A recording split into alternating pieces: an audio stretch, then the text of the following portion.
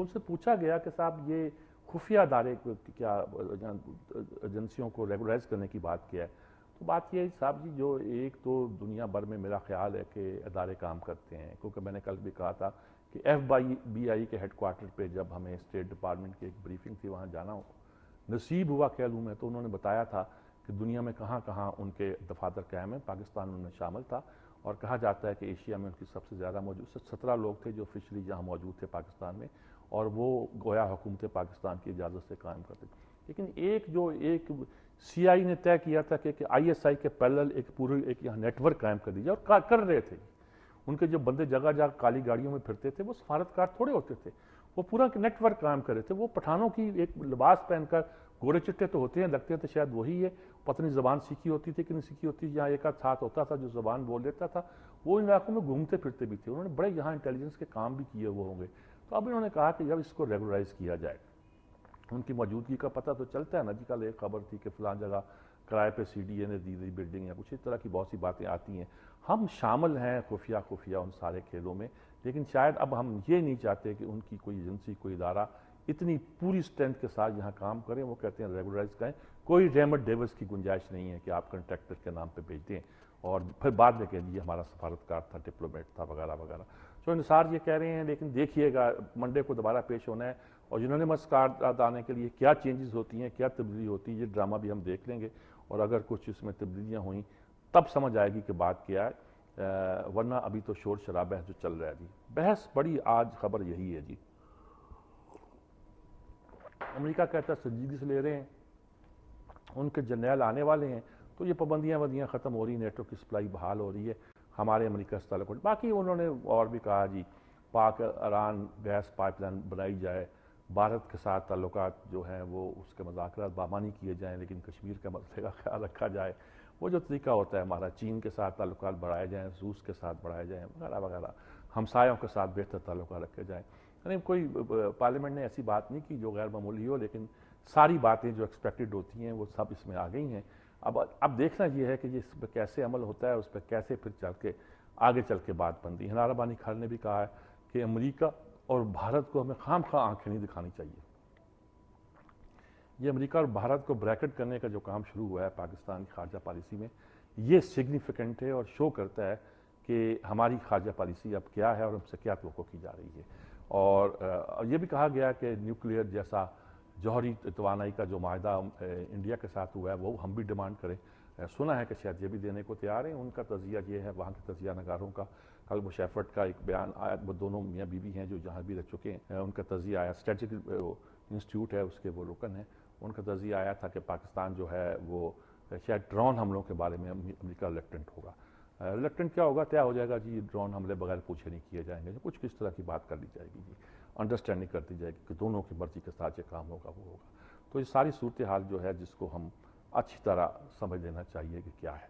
دوسرا، آج جی یوسف رزاق گیلانی کا دن ہے جی، وہ تو آج پیش نہیں ہوں گے کیونکہ انہوں نے اپنی درخواست جواب دے دی ہے، اب وکیل پیش ہوں گے، اور اعتزاز احسن جیسا کہ میں عرض کر رہا تھا انہوں نے اب کھل کے کہنا شروع کر دیا ہے کہ میں نے ججوں کو بحال تو کروایا ہے، ان کی غلامی نہیں کی ہے جی۔ فکرہ بڑا عوامہ نہیں ہے کہ میرا ان پہ احسان ہے، ان کا مجھ پہ کوئی احسان نہیں ہے جی، اب اس پہ کیا گفتگو کی جائے جی۔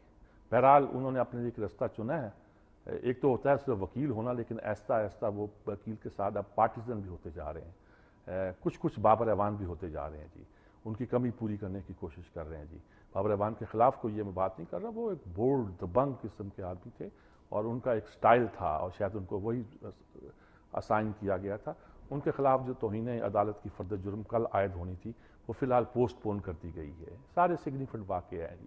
میمو گیٹ کا بھی جی کل انہوں نے کہہ دیا ہے کہ جی یہ حسین حقانی صاحب جو ہے نا آخری چانس ہے، شاید رات 10 بجے تک یا کب تھا اس وقت تک اپنا جواب لکھوا دیں، 4 موقع ان کو دیے گئے ہیں، جواب دینا چاہتے ہیں تو دے دیں، ورنہ منصور اعجاز کے الزامات کو درست سمجھا جائے گا جی۔ یہ قانون کا تقاضا جی یہی ہے کہ وہ الزامات درست ہیں، جواب ان کو لکھانے چاہیے، بہت ہی باتوں کا جواب ان پہ ڈھو ہے، اور یہ جواب تاریخ بھی مانگتی ہے اور پاکستان کی قوم بھی مانگتی ہے ان سے۔ وہ پاکستان کے سفیر تھے، پاکستان کے نمائندے تھے، پاکستان نے ان کو بہت عزت دی ہے، اور سفارت خاری کے مقام پہ امریکہ کے سفیر ہونے سے بڑا کوئی عہدہ نہیں ہے جی۔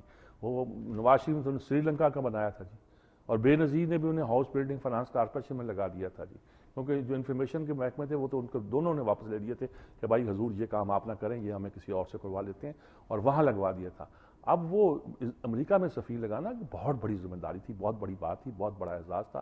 قوم یقیناً جاننا چاہتی ہے ان کا پوائنٹ آف ویو، اور میری بھی دعا ہے، میرے بہت عزیز ہیں وہ، میری بھی دعا ہے کہ اللہ کرے سارے الزامات غلط ہوں، لیکن جب تک وہ غلط کہہ نہیں دیتے، بادی نظر میں میرے جیسا آدمی بھی جو چاہتا ہے کہ ان کے حق میں کوئی کلمہ خیر کے کہنا مشکل ہو جاتا ہے۔ وہ کہتا ہے کہ نا، وہ بحث وہی ہے شیکسپیئر اور ای ایم فاسٹر کے درمیان کہ not that I love Caesar less but that I love Rome more, not that I love Caesar less but that I love Rome more۔ یہ نہیں کہ ہمیں اس سے کم محبت ہے حقانی سے، بلکہ یہ کہ پاکستان سے زیادہ محبت ہے۔ یہ خلاصہ ہے اس پوری بحث کا جو ہم کہنا چاہتے ہیں۔ میں اس کے انتظار میں ہوں کہ اللہ کرے کہ وہ بہتر طور پر اسٹیٹ بینک کی کل کوارٹرلی رپورٹ جسے کہتے ہیں سہ ماہی رپورٹ آئی ہے، اور ظاہر ہے دسمبر تک کی ہوگی۔ اب اگلی رپورٹ جو آئے گی وہ مارچ تک کی ہوگی، جو بجٹ کے قریب قریب آیا کرتی ہے، ایک دو دن پہلے جاری کی جاتی تھی۔ اس رپورٹ میں یہ بتایا کہ ہماری انڈیکیٹرز کچھ معاشی جو ہے وہ بہتر ہوئے ہیں، اللہ کرے بہتر ہوئے ہیں۔ انہوں نے بتایا کہ شاید ترقی کی رفتار جو ہے وہ 4% تک پہنچ جائے، 3 سے 4% تک۔ اگر 4% تک بھی پہنچ جائے، حالانکہ کچھ نہیں ہے، ہم اس پر بھی شکر ادا کریں گے۔ کہتے تھے 2-2.5% رہے گی، اور یہ بھی کہا گیا ہے کہ جو ہمارا ریسورسز کا گیپ کہا جاتا ہے، جسے یہاں کیا کہا جاتا ہے، وہ کم ہو گیا جی۔ کرنٹ اکاؤنٹ کا خسارہ جو ہے 2.95% ارب ہے، وہ شاید جی ڈی پی کا 2.5% بنتا ہے، جو بڑا ایکسیپٹیبل ہے جی۔ افراط زر جسے انفلیشن کہتے ہیں، مہنگائی کہہ لیجیے، 11% 12% ہو گئی، 25% تک جا پہنچی تھی۔ تو کچھ اچھے انڈیکیٹر انہوں نے بتائے جی، اور لیکن حکومت نے قرضے بہت لیے ہوئے ہیں جی۔ آئی ایم ایف کو واپس کیا ہے 1.1، ان میں تب واپس کرنے سے زر مبادلہ کے ذخائر کم ہو گئے، وہ واپس تو کر دیا ہم نے جی۔ اور زر مبادلہ کے ذخائر انہوں نے کہا کہ 12 ارب کتنے رہ گئے ہیں، لیکن وہ بڑھ گئے ہیں جی، جہاں تک مجھے اندازہ ہے 15-16 ارب تک جا پہنچے ہیں، اور اس لحاظ سے حالات بہتر ہیں۔ برآمدات بڑھی ہیں ہماری، لیکن درآمدات اس سے زیادہ بڑھ گئی ہیں، تیل ہی منگوانا پڑتا رہتا ہے ہمیں، تو برآمدات کا بڑھنا ایک پازیٹیو سائن ہے۔ ہماری تارکین وطن پیسے بھیج رہے ہیں اچھی، تو سارے انڈیکیٹرز آ رہے ہیں جی، ہمیں اندازہ ہے کہ کیا ہے، لیکن اسٹیٹ بینک کے فیکٹس اینڈ فگر آنے سے ہمارے اندازوں کی تصدیق ہو جاتی ہے کہ کس طرح ہے جی، کہ کیسا ہے، کس حد تک۔ بجلی مہنگی کی جا رہی ہے، 6 پتہ نہیں 39 پیسے تک مہنگی ہو جائے گی جی۔ اللہ ہماری حالت پر رحم کرے جی، اور بہتر کرے۔ ویسے تو ہائی کورٹ نے کہا جی کون سی آپ کے پاس جادو کی چھڑی ہے کہ آپ انہیں ایک دن بجلی جو تھی اس سے لوڈ شیڈنگ نہیں ہوئی۔ جادو کی چھڑی ہے کہ پیسے دے دو، کارخانے چل، آپ کے پاس بجلی کی کیپیسٹی موجود ہے، آپ چلاتے نہیں، آپ چلانے کے لیے پیسے نہیں ہیں، تیل نہیں ہے، پاس تیل نہیں، اور پانی سے بجلی بنانے کا آپ کو سیاسی طور پر آپ کو اجازت نہیں ہے۔ سچی بات تو یہی ہے، اس سے زیادہ آپ کچھ نہیں کہہ سکتا۔ سیاسی طور پر صرف کالا باغ کا مسئلہ نہیں ہے، لگتا ہے کہ ہمیں اپنی ہائیڈرو پاور کو استعمال کرنے سے انٹرنیشنل لیول تک روکنے کی ایک سازش ہو رہی ہے۔ ایک زمانے میں ہمیں سٹیل مل بنانے دی جا رہی تھی، اب اس کو تباہ کرنے کی کوشش کی جا رہی ہے۔ امریکہ سے آتا تھا، لوہا آتا تھا، سٹیل آتا تھا، فولاد آتا تھا، ہم خوش ہو کر اسے استعمال کرتے تھے۔ اب خیر اس کی گنجائش، بہرحال جی اسی کے ساتھ لیتے ہیں وقفہ جی، بہت خبروں پہ میں نے وقت لے لیا، اور وقفے کے بعد انشاءاللہ حاضر ہوتے ہیں اپنے مہمان کے ساتھ۔